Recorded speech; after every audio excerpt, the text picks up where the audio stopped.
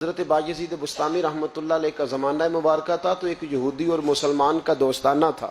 تو وہ یہودی سے وہ مسلمان دوست روز کہتا تو مسلمان ہو جا، وہ ٹال دیتا، کہتا چل یار ٹھیک ہے انشاءاللہ خیر ہو جائے گی. جس طرح انسان ٹال مٹول کرتا ہے نا اپنے جملوں میں، وہ ٹالتا.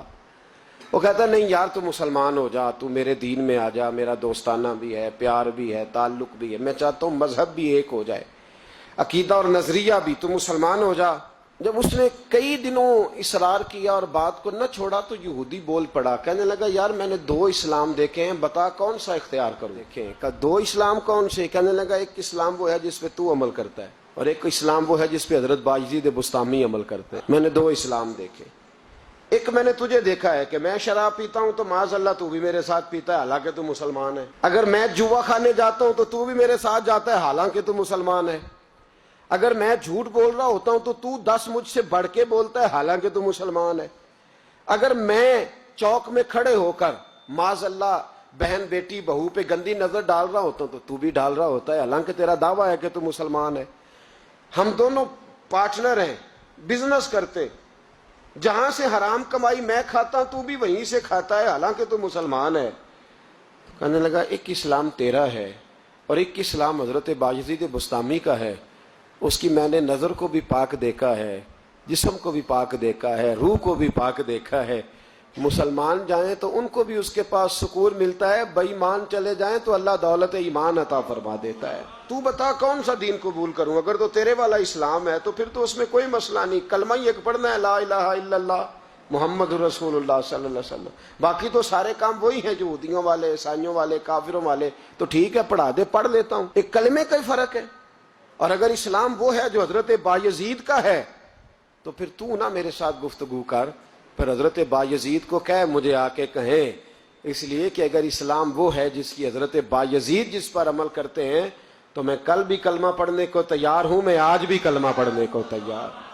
مسئلہ یہ بن گیا ہے کہ ہم بڑے تگڑے مسلمان ہیں، تگڑے، لیکن حال یہ ہے کہ رمضان میں جب سموسے بکتے ہیں نا، جو رمضان میں بھی سموسے بکتے ہیں، جس نے روزے رکھا ہوا ہے دکاندار نے، وہ بھی گندے تیل میں سموسے نکال رہا ہے، گندے تیل. رمضان المبارک میں بھی جو پکوڑے بیچ رہا ہے نا تو اس نے وہ والا بیسن خریدا ہے جو سب سے سستا ملتا ہے. اے مسلمان، یہ نہیں سب اس کو کوئی بندہ کہہ دے تو مسلمان نہیں تو گریبان سے پکڑ لے گا، گرا لے گا. جو چوک میں کھڑا ہے نا، چوک میں بچیوں کے اسکول سے چھٹی ہوئی ہے، کالج سے چھٹی ہوئی ہے، تو جو چوک میں کھڑا ہے اگر آپ اسے بے ایمان کہیں گے تو وہ آپ کو لٹا کے ڈنڈوں سے مارے گا حالانکہ کھڑا چوک میں ہے، تاڑ رہا ہے مسلمانوں کی بہو بیٹی کو. پر آپ بات کریں وہ کہے گا سب سے بڑا مسلمان میں ہوں، تو کیا ہوتا ہے؟ ہمارے حکمران کہتے ہیں مولانا آپ ہم پہ فتویٰ دیتے ہیں. ایک بولتا ہے کہتا ہے میرے گھر میں تو خانہ کعبے کا غلاف پڑا ہوا ہے. ایک کہتا ہے میرے پاس تو مسجد نبوی شریف میں جو صفائی ہوئی تو وہاں سے انہوں نے جو ریاض الجنہ کا قلین اٹھایا وہ میرے پاس پڑا ہے.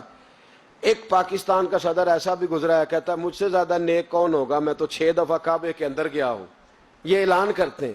او خدا کے بندے، کعبے کا غلاف پاس ہونا اگر ایمان کی علامت ہوتی تو کعبہ تو سارے کا سارا ابو جال کے پاس تھا. اگر مسجد نبوی کا قلین پاس ہونا علامت ایمان ہے تو عبداللہ بن ابی سلول جو منافقوں کا سردار تھا وہ تو 5 نمازیں نبی پاک کے پیچھے پڑھتا تھا، تو رہتا ہی ریاض الجنہ میں تھا. اور اگر خانہ کعبہ کے اندر جانا ایمان کی علامت ہے تو 360 بت تو بڑا زمانہ رہے ہی اندر ہیں، باہر آئے ہی نہیں. کس قسم کا فلسفہ ہے ہمارا؟ ہم کس قسم کا انداز رکھتے ہیں؟ بھائی اسلام یہ ہے کہ تیرے اندر تبدیلی آئے، اسلام یہ ہے کہ تو کسی کو حقیر نہ جانے، اسلام یہ ہے کہ پھر صہیب اور بلال اور عمر ایک صف میں کھڑے نظر آئیں.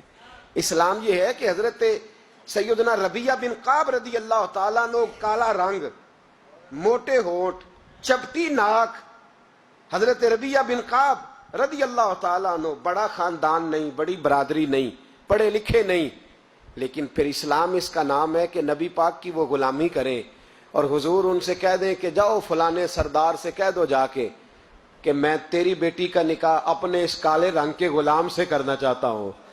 تو وہ غلام جا کے پیغام دے تو باپ اور ماں تو مہلت مانگے سوچنے کی اور کہیں شام کو بتائیں گے، اور بیٹی بول کے کہے نہیں یہ کفر کا دور نہیں، یہ اسلام کا دور ہے.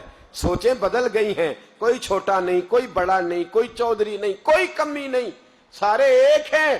اور بیٹی بول کے کہ ابا جی میری فکر نہ کرو، اگر نبی پاک نے کالے رنگ کے حبشی غلام کا رشتہ بھیجا ہے تو آپ مجھ پر زیادہ مہربان نہیں، میرا رسول مجھ پر زیادہ مہربان ہے. آپ مجھے بھیجیں، میں اسی کے ساتھ نکاح کروں گی. مجھے امید ہے رب رسول مجھے ضائع نہیں کر. پھر سوچیں بدل جائیں گے.